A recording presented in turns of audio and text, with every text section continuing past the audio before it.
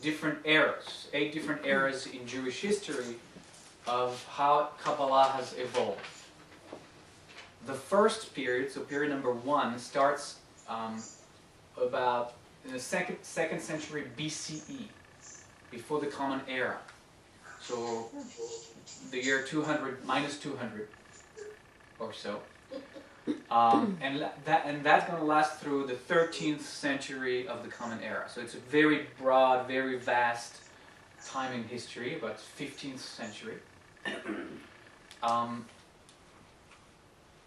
Because a lot of historical things have happened around the, around the Jewish people, mostly the destruction of the Second Temple in 70 of the Common Era, and the dispersion of the Jews throughout the Roman Empire, and the recreation of different Jewish communities in the Arab world then and around the Mediterranean. So there's been a lot of movement, which is not really conducive to study, and you need to kind of be settled in one place to be able to kind of delve into such mystical teachings.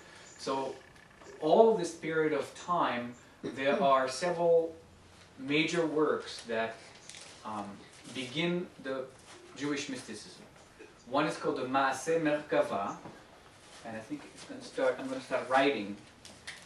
So I don't know if you'll be able to see as I write. I'll try that. So the Maaseh Merkava is spelled like this.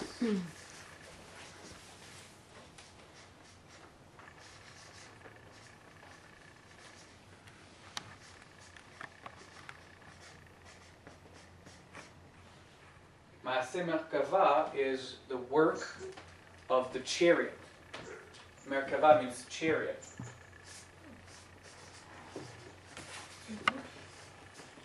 And that relates to the vision of Ezekiel. So the vision of Ezekiel is the book of prophets. We think it's around this area of 200, 300 BCE when Ezekiel was around and kind of had that vision and had that illumination. And his vision becomes the central text for the starting of Kabbalah. He sees the chariots, 4 creatures pulling it, the wheels. I mean, it's something very complex and very beautiful.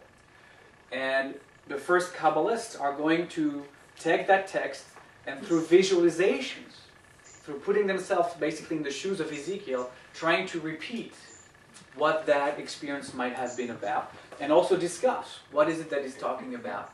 And obviously, since it's a vision of the celestial spheres, they have this idea of the different levels of achieving that kind of vision. Okay? What comes out of this as well is the Maaseh Bereshit.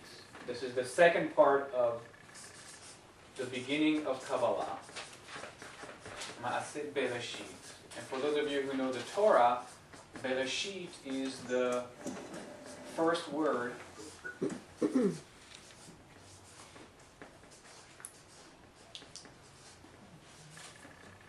in the Torah, which means beginning. And what is Maaseh? Maaseh is the works of. Maaseh means the works of. Maaseh is the work of, Merkava of the chariot, okay. as the works of the beginnings. And they're going to take, these Kabbalists are going to take the text from the Torah, the first chapters of Genesis, and also are going to go into, okay, what is this about? Because if you read that text in the beginning part and all the days of creation, it makes absolutely no sense. There is no logic into that story. The timeline is upside down. So they know that there is something else happening there.